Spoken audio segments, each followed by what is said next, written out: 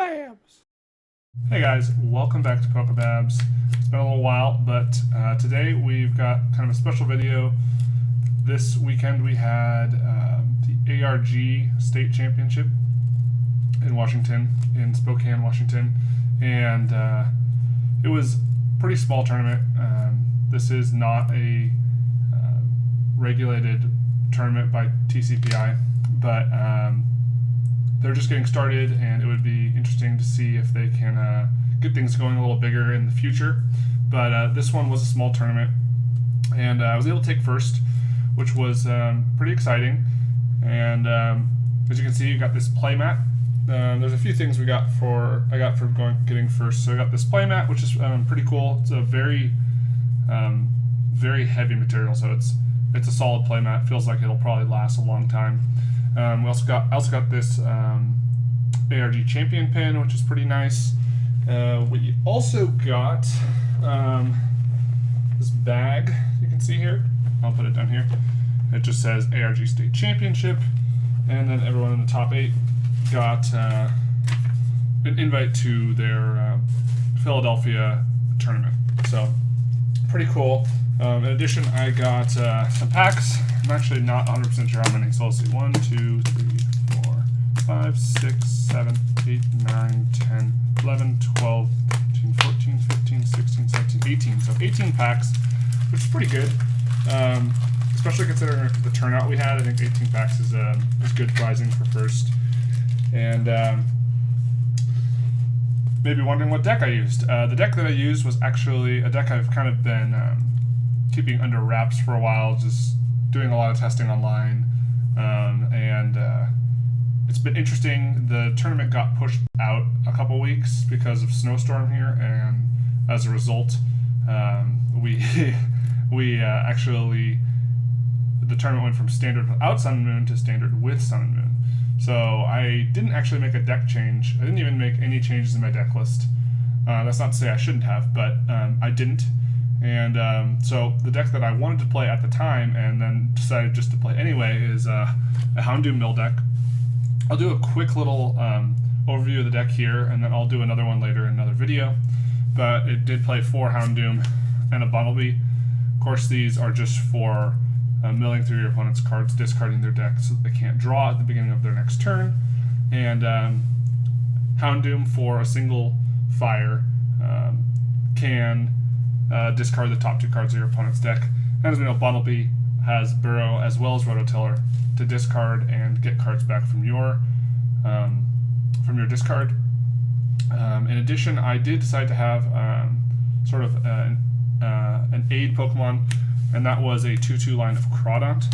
If you don't know, Crawdont came out in Primal Clash, and it has the ability Unruly Claw, which says that when it evolves, you can discard an energy from your opponent's active. So it's essentially like a Flare Grunt, but in the form of an ability on a Pokemon. In addition, I played 2 Shaman. I don't think that's really a big surprise. I think obviously you need Shaman in any deck where you need to draw, and it's especially useful when you don't want to be using draw supporters on most of your turns. You want to be using some more powerful tech supporters. I only played 3 Ultra Ball, mainly because you're going to start with probably a Houndoom since you play 4. You have almost a 50% chance of starting with Houndoom, and over 50% chance of starting with Houndoom or Bumblebee. So the chance of the fact that you don't really need to search for Pokemon all that often is the reason why I played only 3. And I played 2 Level Ball, and that was because finding your Crawdont and your Corphish early is very important, as well as finding Bumblebee is nice. Definitely kind of a strange list, but I think that it worked out well. Played 4 Max Potion, obviously for healing. You can just use a Max Potion, discard the fire attached to your Houndoom, and then attach another fire. 4 Crushing Hammer. Energy Denial is a big part of this deck to keep your opponent from being able to take prizes. 2 Enhanced Hammer. 4 Puzzle of Time for getting cards back. Any card you want from your discard. 1 Devolution Spray.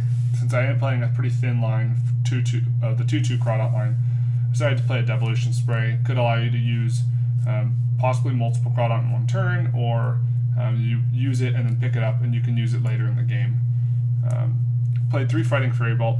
It's very important in this deck for being able to increase the HP of your Pokemon, so that they can't get one hit very easily, especially when you're discarding energy off the active. They're active, it can be hard for them to get enough energy to take one-hit knockouts. I played a couple switching cards, Floatstone and an Escape Rope.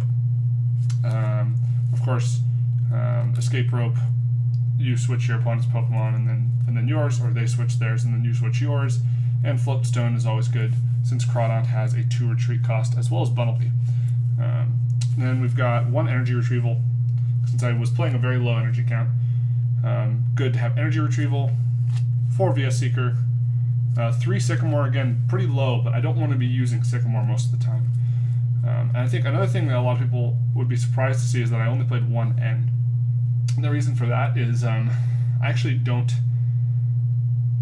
really want to be playing N. I don't really want to be playing a draw supporter. I want to be playing something that is helping me disrupt my opponent more than anything. So I only played the 1 N. If it's prize, that's obviously not a good thing, because when you get down, you might need to end your opponent. Oops. But it seemed to work pretty well for me. I didn't really want to use N very often, so only 1 of them. 2 Flagrant, Team Flagrant, very useful for discarding energy from your opponent's Pokemon. 2 Lysander for stranding Pokemon in the active. 1 Pokemon Center Lady. 1 Team Rocket's Handiwork for discarding cards, just extra mill. You can get up to 6 cards milled in 1 turn with the Handiwork and 1 of your milling Pokemon. 1 Delinquent, which definitely came in handy. 2 Silent Lab, as you might know, I mean, there's lots of basic abilities that are important in the game right now. Shaman, Hoopa, that type of thing. So being able to shut that off as early as possible, or even late game, can be really important. And then 6 Fire Energy. So, like I said, pretty low counts on fire. I will go over this deck in a little bit more detail in a future video. I just wanted to let you guys know what I was playing and what all was in the deck. Just so you know, once I start going over how the tournament went and how each round went down. But, yeah, just wanted to give you guys a basic idea of the deck. And I will be opening the packs that I got here for the next part of the video, and then I'll just be explaining kind of what happened during the tournament as I go through these packs. They're all Sun and Moon packs, which is great. I don't have very many Sun and Moon cards online, so I'm excited to get those. I don't have many Sun and Moon cards in real life, so I'm excited to get some there. Maybe we can pull a gold Ultra Ball. That would be pretty awesome. So we will be opening up all the packs here on this video. Now, as I mentioned, the tournament was pretty small. We actually only played 3 rounds and then no top cut or anything like that. So that was, I don't know, probably not the ideal situation, but it did work out pretty well. And so I did only play 3 rounds, so it won't be too hard to explain what happened in the tournament. But basically, these cards are sticking together a little bit. Okay, so let's see, we got a Growlithe, Grubbin, Zubat, Torkoal, Rowlet, Fairy Energy, Pyukumuku, Big Malasada, Brion, a reverse rare candy. I like that reverse hollow pattern a lot. And a full art Lunology X, which is pretty sweet. I think that card looks awesome. I don't actually like a lot of the full arts in this set as much, but this one looks pretty awesome. Definitely could use that in some deck, perhaps. So that's pretty cool. So yeah, as I mentioned, so round 1 I played against so because Sun and Moon was legal, a lot of people were trying new Sun and Moon cards. And round 1 I played against a Decidueye deck that used Tauros. Now Tauros is fantastic for the deck, because, for my deck that is, because they usually just attack with a DCE, which I can discard really easily. And then in addition to that, it's got a high retreat cost, so it's not easy to get it out of the active once you move it in there. So that's definitely very helpful. And it was actually a pretty close match. He was able to get out at least 3 decidui, and he was doing 60 per turn, which can be a little bit difficult to deal with. But the cool thing was that I was still able to just discard energy. He didn't get very many attacks off with Tauros, and I don't think Tauros ever left the active in the entire game, which was definitely what my plan was. Basically, let's see, he there's a dark energy, but yeah, basically he just attacked with the Tauros when he could, tried to knock out shamans, which I think was probably a good play. The thing is, if you can't one-shot the shaman or knock it out in one turn, I can always just max potion, which was pretty, that was actually a pretty common thing to happen. He would get a Pokemon up to a pretty high amount of damage, and then I would max potion it. So for example, I had a shaman on the bench, and I thought, okay, I had a Sycamore and a Fury Belt in my hand. So I was like, do I put the Fury Belt onto the Houndoom, or do I put it onto the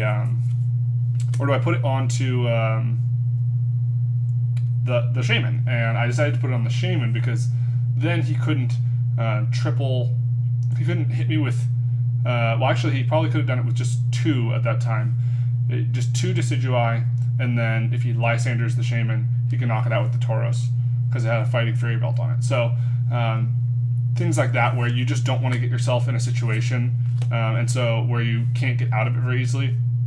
He did Lysander up he did Lysander up the, sorry about that. He Lysandered up Shaman, I think a couple times actually, and I was able to get out of the active both times, which was really, really important. And max potion on the Shaman was also really important. So round 1 was pretty close, but I was able to mill him out in the end. I think he took actually 5 prizes, so all he needed to do was take 1 more prize, but it would have been pretty difficult. I had a Houndoom with a Fighting Fury Belt in the active. I had a Houndoom on the bench with no Fighting Fury Belt, and the Shaman on the bench with a Fighting Fury Belt. So I wasn't too worried. If he Lysandered up Houndoom, I always had max potion as a possibility. I could just attach and keep milling. So it was a pretty good situation for me, and I wasn't too concerned in that matchup either. But it was definitely interesting, as I haven't played against the deck very much. I haven't seen many people playing it online. As we'll keep going through these packs here. Round 2, I played against Mega Ray, which obviously Mega Ray can one-hit me, which is a little bit intimidating perhaps. There's a Skull Grunt. This is a card I was thinking maybe would be a good add to the deck, and I hadn't really thought of it, but it definitely would have been a useful card for, I'll explain later, but basically later in the tournament it would have been a very useful card, I believe. And we see Pelipper and Hariyama. But round 2 was against Mega Ray, and what happens with Mega Ray is that they have to either burn through their deck, or they have to go for 2 hits. I mean, they can go for the 1 hit, but then Silent Lab comes in handy a lot. It's like, I bump the stadium, but then I also make it so they can't play Shamans and stuff like that, Dragonite and that sort of thing. So that was a pretty good matchup, actually. And what happened was I was just able to just energy deny the whole game pretty much. I think he took a knockout on a Bunnelby or something like that pretty early on. Then he took a knockout on, I want to say it was a Shaman maybe. No, actually he actually was able to get a knockout on the Houndoom with a Fighting Fury Belt. He was able to get 7 Pokemon down. But then soon after that I was able to get a Silent Lab out. I actually milled 2 Skyfield really early on, which was huge, and I don't think he was playing puzzles, so he wasn't able to get things back in a way that would have been pretty effective. So that was definitely helpful, but the matchup's pretty straightforward in my opinion. Either they just totally steamroll you, or you wait a little bit until later in the game when you can basically just deny them all their energy, and they have no way out. Meanwhile, you're discarding their important resources, and I think the matchup's pretty favorable for Houndoom. Definitely favorable for Houndoom. So, go through this pack here. We see a Dark Energy, a Spinda, an Ilima, which I think is a really bad card. Passimian, a Reverse Nest Ball. Glad to get those. That's always nice. And a Decidueye EX, or GX. I'm sorry, I'm not used to this yet. But as we see, Decidueye GX. That's pretty exciting. This is a very, very sought-after card at the moment. And a lot of people are pairing it with Seismitoad EX in Expanded. As you know, I like Seismitoad Crobat, but we'll see. Maybe Decidueye is the new way to play the deck now. And I'll definitely be testing it out a little bit myself. So that's pretty cool. But yeah, round 2 was pretty straightforward, and I was able to mill them out pretty quickly. I don't think I was ever really all that concerned about whether or not there was one point when I knew, okay, if he takes the knockout, like if they take knockouts really early and I can't do anything about it, that's where I get in trouble. But if they have to take 2-hit knockout and stuff like that, I tend to be okay, because eventually I'm gonna be denying energy pretty much every turn. Crawdont was useful. Sorry about that, guys. So as you can see, the last pack we didn't really pull anything. Just another Bruxish and an Arachnid.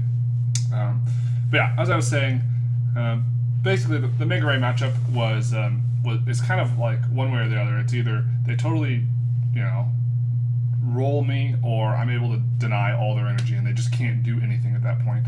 Straining things like Hoopa in the active, Dragonite, that sort of thing. And they have to spend most of their resources trying to just get it out of the active. My opponent did play an Olympia, which was something I had to keep in mind. As long as they had VS Seeker, I knew they had a way out of the active. So there was a sense where I was going more for energy denial until I could get rid of VS Seekers. So yeah, that was kind of interesting. But as I said, pretty straightforward. Go into another pack here. But yeah, as I was saying, in round 3, I was not feeling very confident, because I was going up against my friend Jack Kelly, and he was playing Greninja, which I think is the deck's worst matchup. And I'd say for a few reasons. It's a really bad matchup because, one, they're 1 energy attackers, and 2, they almost everything has free retreat. The only thing that doesn't have free retreat in the deck, as we said, Butterfree. The only thing that doesn't have a free retreat in the deck is Froakie. And he was also playing Talonflame, so he did go first, which I knew would not be good. I knew that I needed, if I wanted to try and knock out a Froakie, I could actually knock out a Froakie turn 2 with Houndoom's second attack. If I attached fire, Fighting Fairy Ball, attach another fire, and then I could get a Froakie in the active. But since he went first, I knew that was not going to be the case, and so I was not feeling so great about going second, and I kind of had just conceded to the fact that I was probably going to lose the game and go 2-1, which definitely would not be a great result, but maybe as good as the deck was bound to have. But yeah, it was a really interesting matchup. I mean, I think he got a turn. Let's see. I think he did get the turn 2 water duplicates, but I was able to, essentially what my plan was to just keep Lysandering up Froakie, so you had to use energy to attach to a Froakie to retreat. That way he wouldn't be able to attach to attack, since of course I'm weak. Oh, that was the other thing. Of course I'm weak to, Houndoom is weak to the deck, so that's really bad as well. So I thought if I just keep it Lysandering Froakie, maybe I have a chance that I can stall him out and I can be milling cards. Well, here's what the problem was. I wasn't milling cards. I did get an energy down on turn 1 or 2, but he played Flare Grunt against me, which I mean, I did know he had it in the deck, but I just wasn't really anticipating that he would have it when he needed it. And we see a Dratini and a Stoutland. And so I actually wasn't milling for most of the game at the beginning. Like, I just couldn't find fire energy, but thankfully I was able to find Lysanders, and playing the 2 Lysanders and the VS Seekers, of course, was really helpful. So I kept Lysandering a Froakie that he had put down. I guess, sorry, Greninja or Frogadier also has one retreat, but if they just evolve into Greninja, then they have free retreat. So really, the safest bet is to Lysander up a Froakie. So I kept doing that, and he was able to like take knockouts and do damage to me. The other thing that was bad was that he played Silent Lab, and probably in consideration of Promo Giratina. But yeah, he played Silent Lab, and so he played it down turn 1, so I wasn't even able to play any Shamans to set up for most of the game, because of course I also play Silent Lab. So the only way that I could do anything about it is to play Delinquent, just so I could play Shaman. And so, yeah, but basically what I had to do, I just kept trying to hold him off the whole game, Lysandering up Froakie, and saying, okay, if you don't have energy, then I will eventually start milling you. I'll eventually start getting stuff going. And that was kind of the case. Eventually I was able to Lysander a Froakie. He wasn't able to retreat out. And since he was using all of his energy to retreat, the main thing that I was concerned was if he gets a fisherman, like, this game is over, right? I mean, if he gets 4 energy into his hand, there's nothing I can do about it. Now, that's part of why I'm saying I should have been playing a Team Skullgrunt, because the other thing is that they always pick their energy up when they Moonlight Slash, because they know that I'm going to try and deny the energy. So definitely Team Skullgrunt would have been very good to have, but I kind of just didn't think of it. I knew that it was a possibility for a card to use, but I just didn't really think of it as being something I would want to use. And I would definitely add it to the deck with the consideration of that specifically, just Greninja, but perhaps other decks too that would be holding energy, waiting to attach them at the correct time, or what they think is the correct time. So, but yeah, it all kind of came down to a crucial turn where he had 3 cards in his hand. And so he ended me, and I had Delinquent. He ended me into a Delinquent, and I was thinking, this is fantastic. Like, I'm going to build Delinquent. I had a Shaman in my hand. It's like, this is great. I can get rid of his Silent Lab. I can play it on Shaman. And then he was able to knock out.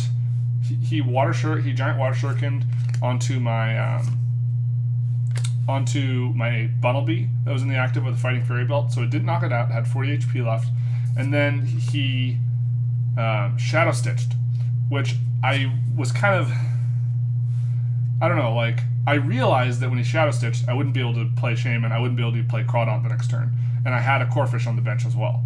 There's a Reverse Vicable, and we see it in a Alolan Muck, so that's pretty cool. Be interesting to see if this ends up being a played card in the future, maybe if after Garbodor rotates or whatnot. And Vikavolt also a rare, so that's nice. But yeah, so I played Delinquent, and then even though I knew that I couldn't use Shaman to set up, I kind of just forgot, and I was like, well, now I'm going to use Shaman to set up, of course. And so I grabbed the Shaman, and then I was going to set up, and I was like, and I realized, okay, this is, so anyway, we ended up having to reverse the game state, because I was like, I played it, and we're like, okay, I can't even like set up and all these things. But yeah, basically what happened was the Delinquent play was huge, because if we would have, because I Delinquented his Fisherman, and he only had 1 VS Seeker left in deck. So he had ended himself into the Fisherman. He was thinking he probably was pretty safe. And then, of course, I Delinquent him. Now he's got a 0-card hand, and I finally top deck the turn that I Delinquent. I also top decked the Fire Energy, so I'm able to start milling with Houndoom. So that was really big, and eventually I just ran him out of energy, and he really couldn't do anything. Yeah, I mean, it all kind of came down to that Delinquent play, but I think that the strategy really has to be against that kind of deck, that you go for things that have any retreat cost, and then I suppose, I mean, you're not going to get very much energy denial in the game, so it's better to just I don't know, you're not going to get the energy denial in the game, so it's almost like you want to just forget about that route and try something more creative. I didn't get to use. I'm trying to remember if I got to use Team Rocket's Handiwork against him. That would have been one way to maybe deal with it. If you can discard their Frogadiers before they can get set up, that's another way to maybe give yourself a chance against it. But it's a very, very bad matchup. Like I can't imagine like if we played 10 games. I think I would, maybe that would have been the only game I would win out of 10. It just is such a bad matchup. But yeah, it was definitely a tight game. Games 1 and for me, the first round and the third round were the biggest. Like those were pretty intense games. You know, both of them getting down low in prizes and yeah. But the deck was able to pull it through, and that was awesome.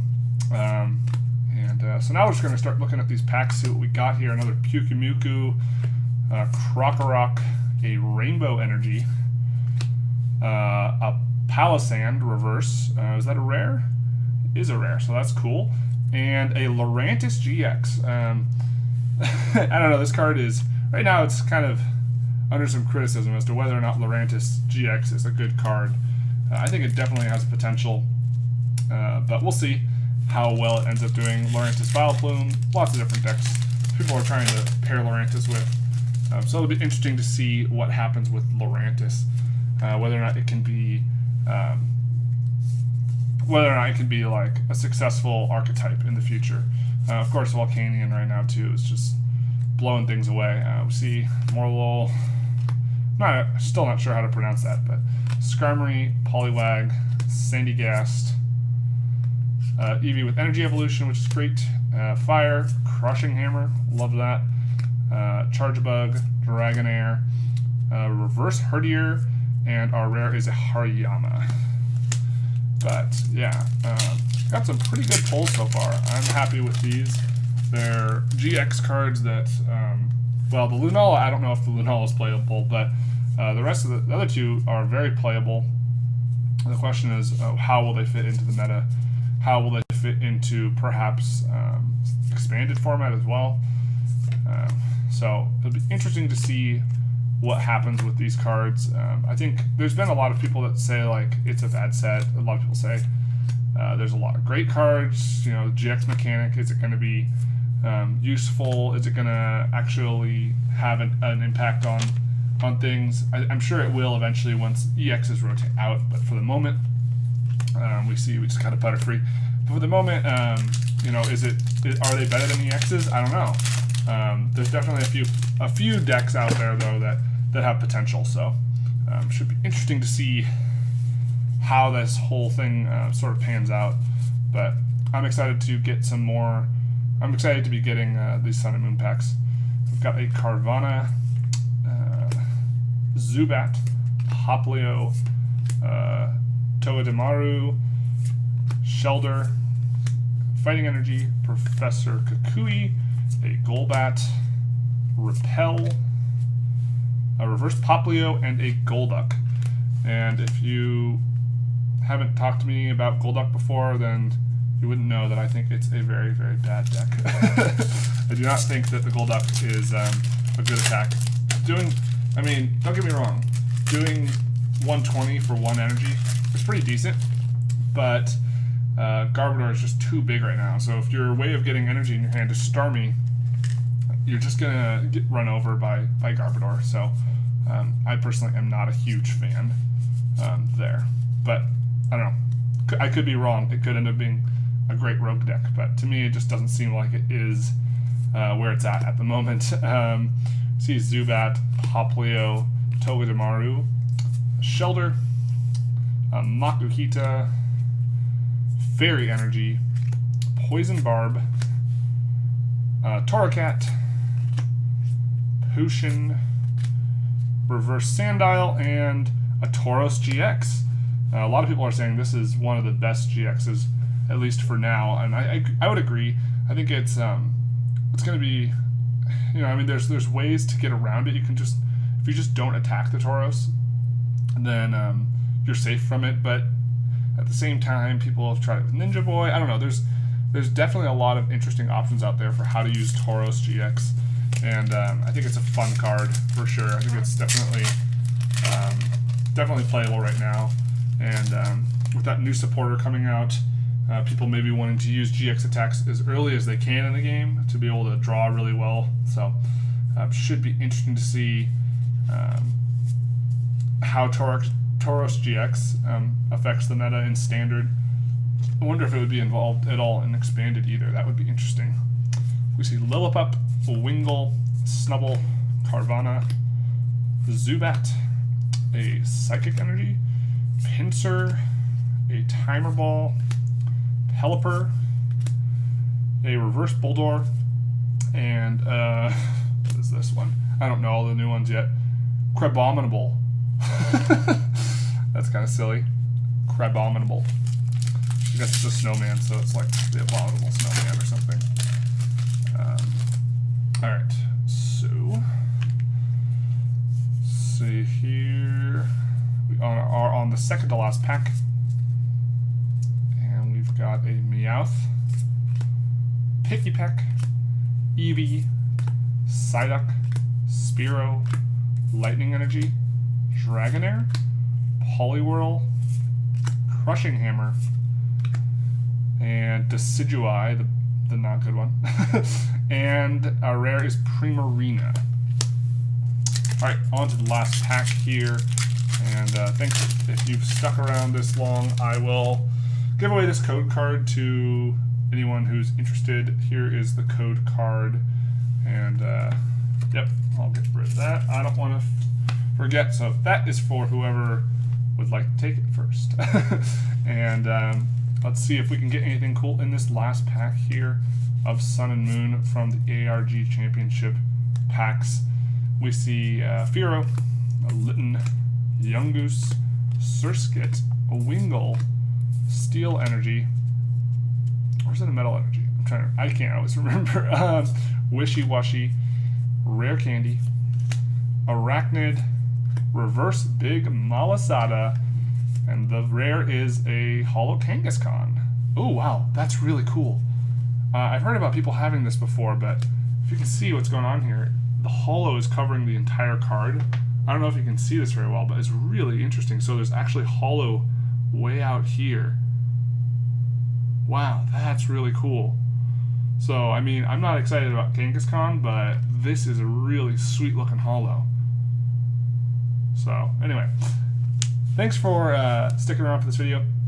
Hope you enjoyed, and we'll see you next time. I will do a deck analysis and play some games with this Houndoom deck, because I do think it is a pretty good deck as a rogue deck in the format. People don't necessarily know what to do against it, and I was able to take it to first place at the ARG Championship. Thanks for watching. Hope you enjoyed, and we'll see you next time. Bye.